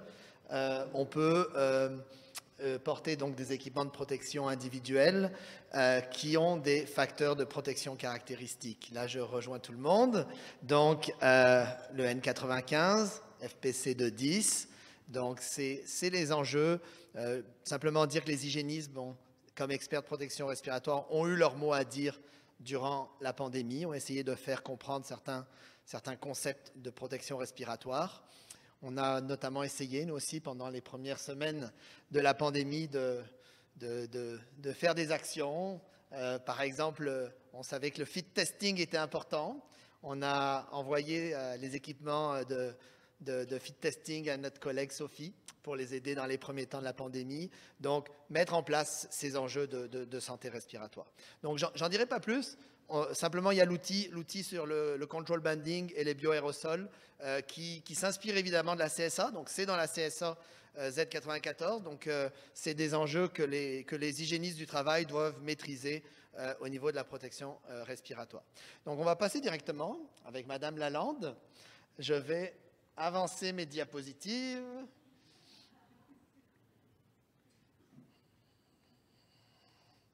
Et on va répondre à la question, quelles sont les procédures prévues pour les maladies respiratoires sévères infectieuses, notamment dans les CIUS. Donc, on passe au milieu de soins. Est-ce que vous m'entendez? Oui, ça ne fonctionne pas. Ça fonctionne, là? Ah, merci, Kevin. Et bon, bonjour. Est-ce que ça va, tout le monde? C'est beaucoup de monde. OK. Tantôt, on m'a présenté. Je suis la chef en prévention et contrôle des infections au CIUS du Nord de l'île de Montréal. Je travaille en étroite collaboration avec Sophie, d'ailleurs. Elle m'a demandé de venir vous rencontrer un peu pour parler de ce qui se passe dans les hôpitaux. Est-ce qu'il y a beaucoup de monde d'entre vous qui travaille dans les hôpitaux dans la salle? Non? Pas beaucoup? Mais bon. Je vais essayer de faire ça vite. Je sais qu'il n'y a pas beaucoup de temps. En fait, je veux juste vous expliquer brièvement, je ne passerai pas toutes les diapos. Je veux juste vous expliquer que la pandémie, ce que la pandémie nous a mis en lumière pour nous, dans notre équipe de prévention des infections, dans notre CIUS, c'est qu'on a des protocoles adaptés pour chaque maladie émergente, le H1N1, le MRSI, l'Ebola. Quand la COVID est arrivée, bien, on s'est un peu collé aux maladies respiratoires sévères infectieuses, à ce protocole-là. Avec l'évolution de la COVID, bien, au début d'ailleurs, l'OMS disait que c'était une transmission par gouttelette et non aérienne. Donc, on a dû modifier notre protocole qui est en place. On a dû se retourner sur un dissous, puis tout refaire notre protocole, nos outils de prise en charge, tout ça. On ne veut plus jamais vivre ça, je peux vous le dire. OK? Ça a été infernal. C'est comme les collègues vous ont dit, on ne dormait plus, c'était 100 heures par semaine, c'était fou, là. Fait qu'on ne veut plus vivre ça. Fait que dans le fond, ce qu'on a réfléchi, puis c'est les microbiologistes qui ont apporté la solution, nous, on va élaborer un protocole qu'on appelle MISI, maladie émergente sévère infectieuse, par 3 niveaux. Niveau 1, qui va être le niveau, par exemple, de la COVID actuelle. Un niveau 2, qui serait plus comme des maladies respiratoires sévères, qui peut être un SCOV, une grippe aviaire, quelque chose qui rentrerait dans ce niveau-là. Puis un niveau 3, qui serait plus Ebola, vraiment le maximum de mesures de prévention d'infection qu'on peut mettre, qui inclurait des PAPR, tout ce qu'on peut avoir. C'est bon? Fait que nous, c'est comme ça qu'on s'est orienté dans notre CIUS. On est très chanceuse parce qu'on a une conseillère cadre dans notre équipe qui fait son DESS en prévention des infections, dont son stage, c'est sur l'élaboration de ce protocole-là. C'est bon? Fait que ça va vraiment nous aider. Les dépistages initiaux, vous les voyez là, je viens d'en parler. On a aussi une unité mère-enfant que je ne vous ai pas dit aussi. Fait qu'on a 3 triages. On a 3 hôpitaux dans notre CIUS, 2 communautaires, un universitaire. On a également un triage à l'unité mère-enfant. Fait qu'on a 4 portes d'entrée, dans le fond, dans nos hôpitaux. C'est bon? Fait que ce qui se passe, c'est que dès que les patients entrent, vous avez peut-être déjà vécu ça, tout le monde a dû aller une fois dans sa vie à une urgence d'un hôpital, OK, se faire trier. Fait que quand vous rentrez, normalement, l'infirmière est supposée vous poser des questions. Je ne vous dis pas qu'ils le font tout le temps, ils ont des façons de contourner le triage, mais il y a un questionnaire électronique qui se fait. Ils vont vous demander si vous faites de la fièvre, de la toux, avez-vous voyagé dans les 21 derniers jours, tout ça. On n'a pas tous les mêmes questions au Québec, je vous le dis, les hôpitaux, c'est très imaginatif. Créatif, je pourrais vous dire comment faire les questions, OK? Mais en principe, tout le monde vous faites poser ces questions-là. Puis là, on va évaluer le dépistage. Il va se faire au niveau soit des symptômes cliniques, puis des liens épidémiologiques qu'on a constatés dans le triage. C'est bon? Fait que si vous êtes allé, vous revenez de voyage, vous êtes allé en Jordanie, puis ça fait moins de 14 jours, puis vous toussez, bien, attention, parce que là, vous rentrez directement dans une salle à pression négative à l'urgence, puis il y a un gros protocole qui débute, puis vous allez faire « Qu'est-ce qui se passe? Qu'est-ce que j'ai fait? » C'est bon? Fait que c'est à peu près ça que ça ressemble. Ça, c'est une liste du ministère que tous les hôpitaux du Québec reçoivent, OK, avec la liste des pays avec des maladies émergentes. On s'est mis à jour peut-être ou 6 mois, je vous dirais. C'est l'OMS, l'Organisation mondiale de la santé, qui met à jour ces listes-là, qui envoie ça au ministère et qui nous l'envoie. Tous les hôpitaux reçoivent ça au Québec. Fait que quand au triage, je vous dis, les infirmières du triage regardent si vous avez voyagé dans l'un de ces pays-là. Ça, c'est la liste actuelle. Vous voyez que l'Ebola est revenu d'ailleurs. Il y en a en Guinée équatoriale et en Tanzanie. Elle n'est pas là. OK? C'est bon. Là, vite fait, les travaux qui sont en cours actuellement, je vous l'ai dit, c'est la refonte de nos protocoles qu'on veut développer. Il y a 5 groupes de travail, en fait, qu'on a mis en place pour l'équipement de protection individuelle. Sophie va vous en parler tantôt. Pour les trajectoires des patients, le protocole. On en a parlé tantôt, il y a 2 personnes qui en ont parlé. La formation. Dans les hôpitaux, c'est très rare, la formation. Il y a une pénurie de personnel partout, dans tous les types d'emplois. Fait que libérer du monde pour les former, c'est extrêmement difficile, je peux vous dire. Fait que la formation, c'est le nerf de la guerre dans nos hôpitaux. Puis le laboratoire aussi, il faut s'attacher parce qu'il faut faire des prélèvements à ces patients-là. Fait qu'on a un groupe de travail pour ça aussi.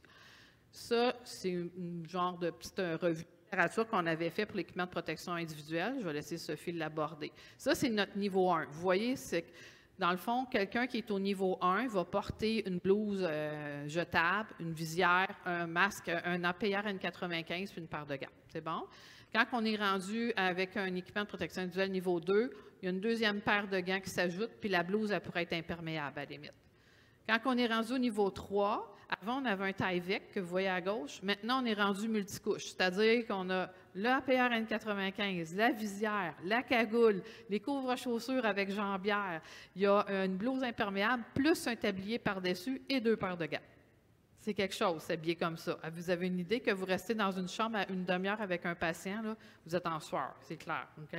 Fait que ça, aussi, il y aurait le PAPR qui pourrait s'ajouter dans ce niveau-là. C'est bon? Bon, là, j'en ai parlé. Je ne lirai pas la diapo, là, mais je vous le dis, là, le nerf de la guerre, c'est vraiment la formation de tout le personnel. Actuellement, on a établi nos trajectoires, nous, pour nos 3 hôpitaux. Des patients au triage qui sont identifiés. Ils vont être couchés à l'urgence dans une salle à pression négative qui est vraiment conforme, qui répond aux normes CSA. Okay? On en a dans nos 3 urgences. On en a même une dans notre unité mère-enfant à Sacré-Cœur. Fait que, dans le fond, ces patients-là ne resteront pas dans nos 2... En fait, dans le niveau 3, on est rendu au niveau 3, les patients vont être transférés vers Sacré-Cœur, vers le centre universitaire aux soins intensifs. Ils ne resteront pas dans nos hôpitaux communautaires. Le niveau 2, ils vont les garder, ils vont rentrer aux soins intensifs. C'est ce qu'on a établi, nous, dans notre CIUS. Pour en passant, les nouveau-nés, je ne sais pas si vous savez, les mamans qui arriveraient d'un pays où est-ce qu'il y a de l'Ebola, puis qu'ils seraient sur le point d'accoucher, tout ça, ils sont hospitalisés à Sacré-Cœur. Le centre désigné pour l'Ebola, c'est le CHUM à Montréal. Puis pour les bébés, c'est l'hôpital Sainte-Justine. Fait qu'ils seraient envoyés là s'ils sont positifs, ceci dit. C'est bon? Bon, l'urgence santé, juste vous dire, les paramédics sont formés pour les suspicions de maladies respiratoires seulement. Il n'y a pas d'ambulance dédiée pour l'Ebola en ce moment. C'est une équipe spécialisée qui avait été formée antérieurement, il y a plusieurs années, mais pendant la pandémie, ça s'est perdu. Fait que si on avait un cas à transporter, ça prend 4 heures de délai avant que l'ambulance arrive pour venir chercher le patient. Fait qu'il faut s'en occuper du patient en attendant. C'est bon. Les enjeux, je finis avec ça. En fait, les enjeux, ben, c'est la prise en charge des cas suspectés ou confirmés. Qu'ils soient suspectés ou confirmés, en fait, c'est non harmonisé dans toutes les CIUS puis les CIS à Montréal. On n'a pas les mêmes protocoles, on n'a pas le même équipement de protection individuelle nécessairement. C'est vraiment disparate d'un CIUS à l'autre. Moi, ce que j'aimerais, c'est que le ministère envoie des directives claires. C'est le micro-organisme transmissible, il se transmet de la même façon en Gaspésie qu'à Montréal. Il n'y a pas de raison que ça soit différent d'une place à l'autre. Fait qu'on devrait s'entendre, puis on devrait toujours avoir un plan B. On l'a appris, là, de laver des masques de procédure ou des APR N95, c'est pas normal en 2023. Fait que clairement, il devrait y avoir des actions pour que si on n'en a plus, c'est quoi le plan B? C'est des masques d'élastomère, mais qu'est-ce qu'on fait? Comment il doit y avoir des procédures déjà en place pour tout ça. Les absences de directives opérationnelles, ça je vous l'ai dit du ministère, mais il n'y a pas de...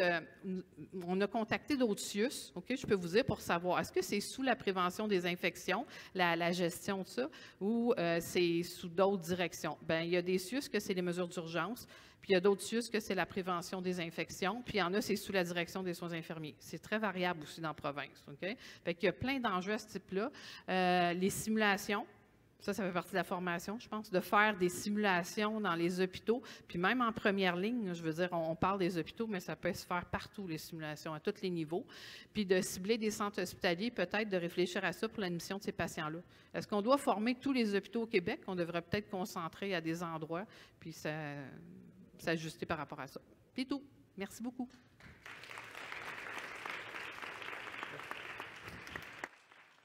Disons que c'est sûr que la pandémie nous a mis en relief que les transmissions infectieuses étaient possibles.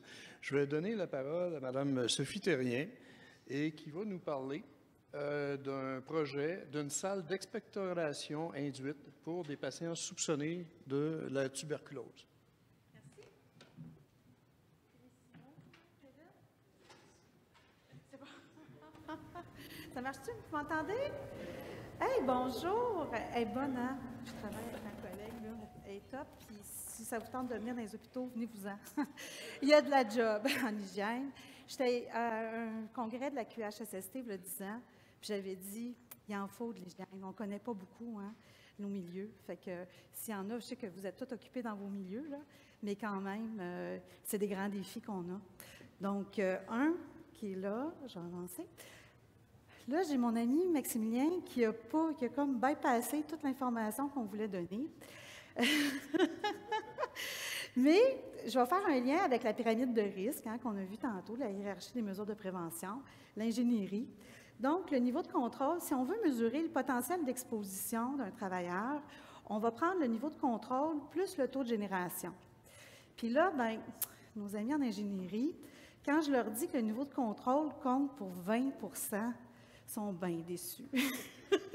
Parce qu'ils ont travaillé fort, hein? Puis là, c'est comment ça, juste 20 % la ventilation? Puis le meilleur lien que je fais, c'est les fumées de soudure. Tu fais de la soudure, tu es dans le panache d'aérosolisation, tu as beau avoir une trappe à l'autre bout, tu as la concentration que ton travailleur va respirer. Hein, ça, vous comprenez bien ça. Donc, le taux de génération, ton potentiel d'aérosolisation, ta charge virale, dans le fond, va compter pour 80 %. Avances-tu? Oups. Excusez. Ouais. Alors, souvent, on va dire, justement, le principe de dilution. Encore nos amis d'ingénierie, vous avez vu, ça fait 20 ans que je travaille avec eux autres. Je peux bien dire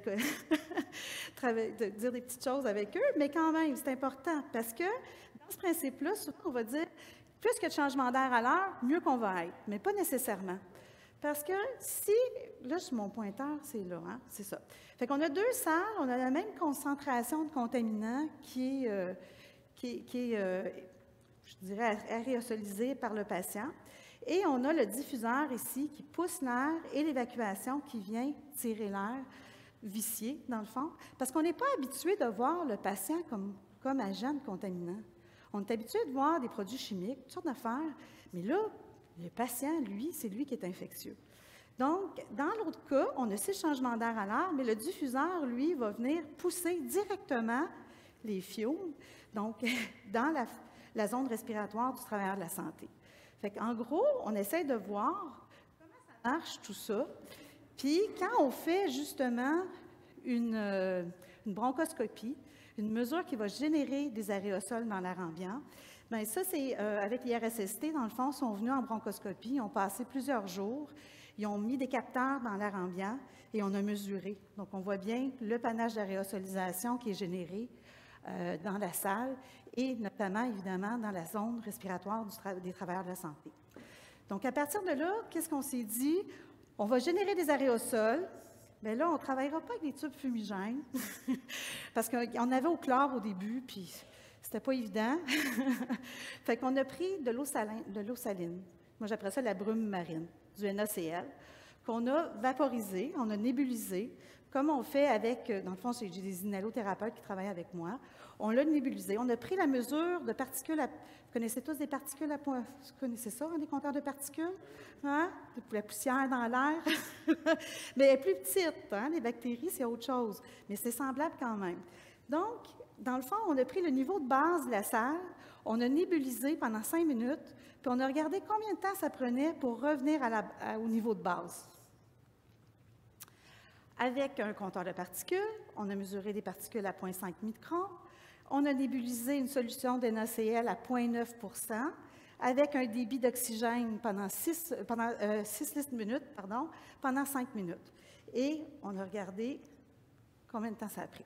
Alors, la première colonne, on a nos salles en pression négative où nos patients infectieux vont. Et c'est des salles aussi qui sont, dans le fond, ciblées pour faire des expectorations induites de façon sécuritaire, oui, pour nos patients, mais aussi pour nos travailleurs. Donc, le niveau de base, on voit, on a des beaux énormes MERV, là, ça va pouvoir me dire ça. Donc, le niveau de filtration, on a des bonnes salles bien filtrées, on a de la belle air propre. On nébulise, on voit le panache de réosolisation. Alors, il y a certaines salles, ça va monter à 10 millions de particules par pied cube d'air. D'autres, ça va monter juste à 500 000. Pourquoi? Parce qu'il y a une captation qui est proche. Il y en a déjà moins dans l'air ambiant. Et il y a certaines salles, on en a une, là, en 5 minutes, il n'y en a plus parce que, justement, on a tout capté. Alors, ce qu'on s'est dit, puis il y en a qui vont aller jusqu'à 30 minutes et plus. Alors, c'est important. Et il y a un tableau du CDC. Ça, ce tableau-là, on l'utilise tout le temps, le Control Disease Center, en fonction du nombre de changements d'air que tu as dans ta salle, le temps requis pour que 99 % des aérosols soient éliminés. Alors, ce tableau-là, avec l'étude qu'on a faite, il y a une corrélation. Vraiment super cool. Fait qu'on est capable de mesurer, parce qu'on parle du contrôle d'ingénierie, mais sommes vraiment en contrôle. Puis les hygiénistes, souvent, c'est ça qu'on aime faire. On aime ça aller mesurer puis dire oui, tu es en contrôle.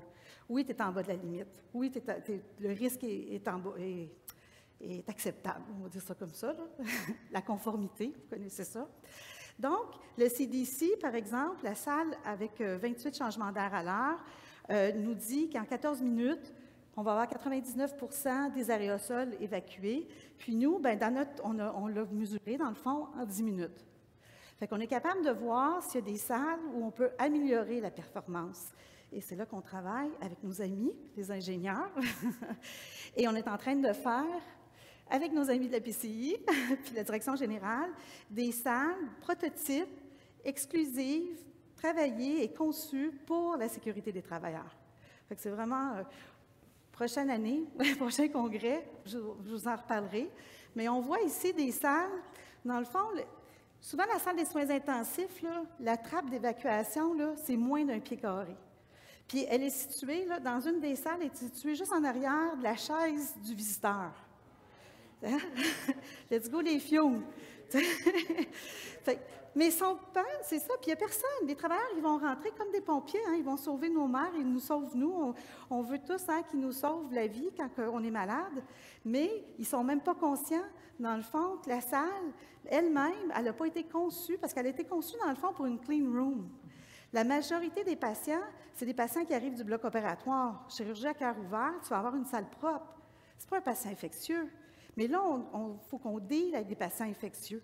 Alors, de plus en plus, la tendance au niveau de la littérature, HV, CSA et compagnie, bien, on a la conception où on va mettre les capteurs près de la zone respiratoire des travailleurs. Voilà.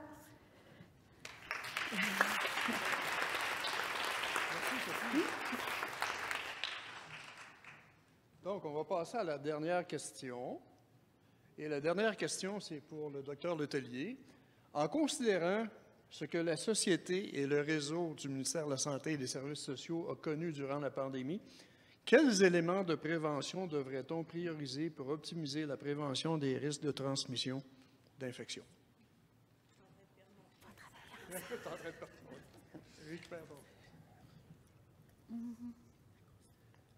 M'entendez-vous? Oui? Super. Donc, j'ai un petit peu de pression pour terminer. Je vais essayer de faire ça efficace puis de dire, je pourrais vous faire ça en 2 secondes puis dire, faites donc ce qu'ils ont dit. Mais je vais essayer de développer un petit peu. Je reviens sur mon titre quand même parce que c'est important dans ce que je vais dire. Je me suis présentée comme une clinicienne, mais en fait, oui, je travaille aussi dans le réseau, mais ce que vous allez entendre est très différent de ce que la santé publique dit habituellement. Donc, je présente toujours en tant qu'indépendante, des affiliés et tout ça. Puis, comme je vous dis, maintenant, il faut déclarer comme conflit d'intérêts quand on fait notre travail. Donc, sur ces mots, les risques biologiques. Je vous ai dit que, on vous a dit que j'étais microbiologiste. Moi, j'ai terminé ma microbiologie en 2003. Puis malgré mes cheveux blancs, je suis une jeune médecin de santé publique. J'ai fait mes examens du Collège Royal en 2020.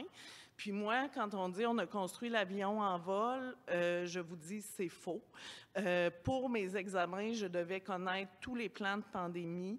Je devais connaître toutes les mesures à mettre en place avec des virus respiratoires. J'avais appris que ça prenait des N95, qu'il fallait des stocks, tout ça.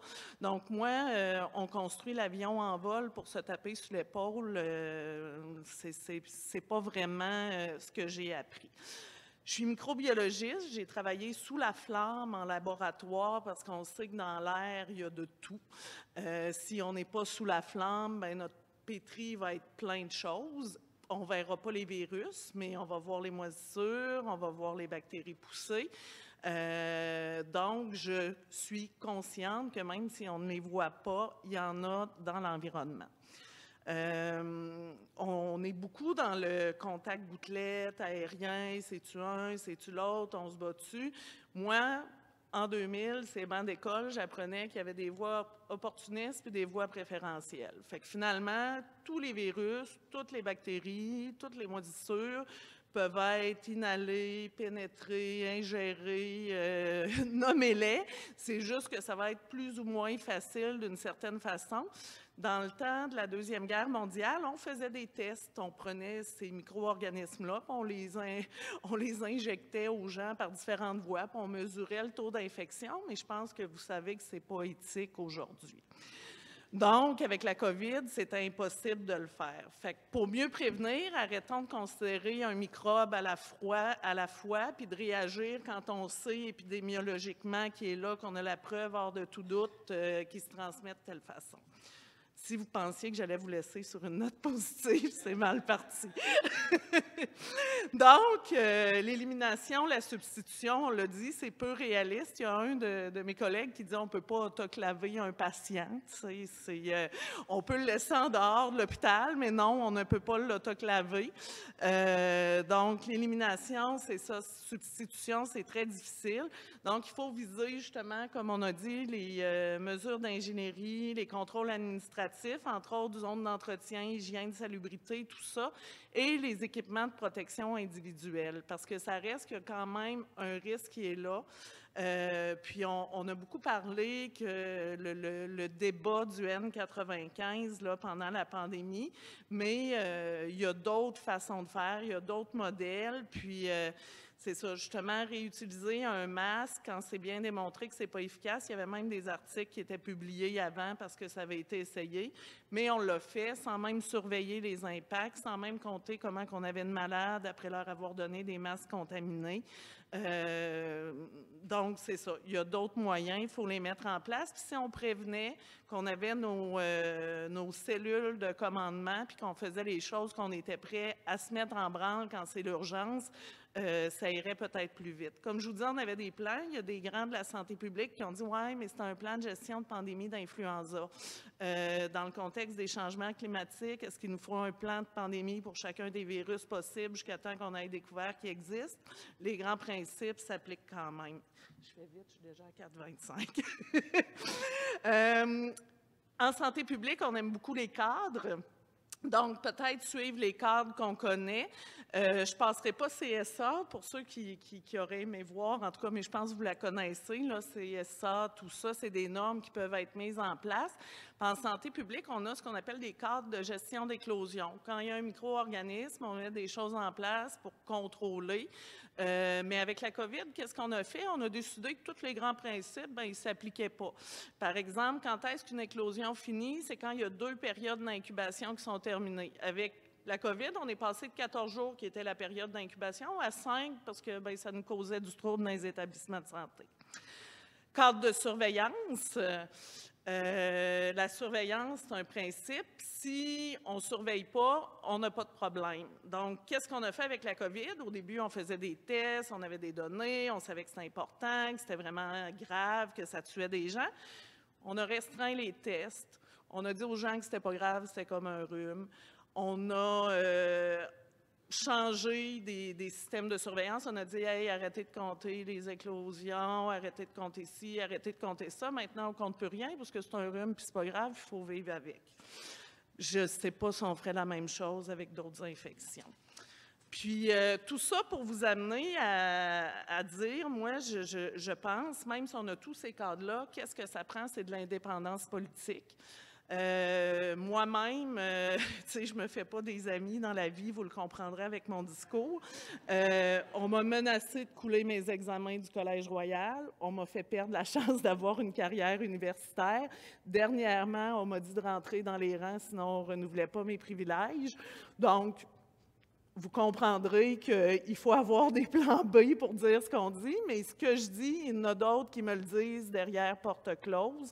Donc, avec le gouvernement qu'on a, avec les règles qui sont mises en place, puis je travaille présentement sur un mémoire de notre association sur le PL15, on va avoir une structure hiérarchique encore plus fermée et notre devoir de loyauté en tant que médecin va être envers notre directeur médical dans les établissements. Donc, qu'est-ce que ça prend? Bien, ça prend du plaidoyer, ça prend des gens qui réinforment, qui soulèvent la désinformation. Je prends juste un petit exemple, vite. Quand on a commencé à faire du plaidoyer, nous, on écrivait une lettre parce que le ministre Dubé avait dit, écoutez, il y a eu des audiences, puis les travailleurs ont perdu en cours, c'est pas efficace le N95. Nous, on voulait dire, bien, il faut écrire une lettre parce que c'est pas vrai, c'est efficace, c'est ça qui est montré. Les audiences n'étaient même pas commencées. Juste comme ça. Fait que, comme je vous dis, il faut aussi s'attaquer au contexte politique, économique, puis voir pas juste que ça coûte un N95 à court terme, mais voir comment coûtent les décès des travailleurs de la santé à long terme. On est dans un système où il y a pénurie de main-d'œuvre, tout ça. Les gens quittent le navire quand ils ont le moyen de le faire, ce qui n'est pas le cas de la mère monoparentale. Puis je vous laisse sur la question, est-ce qu'on a déjà remis en question la protection respiratoire pour des hommes qui coupent de la silice? Sur ce, je termine.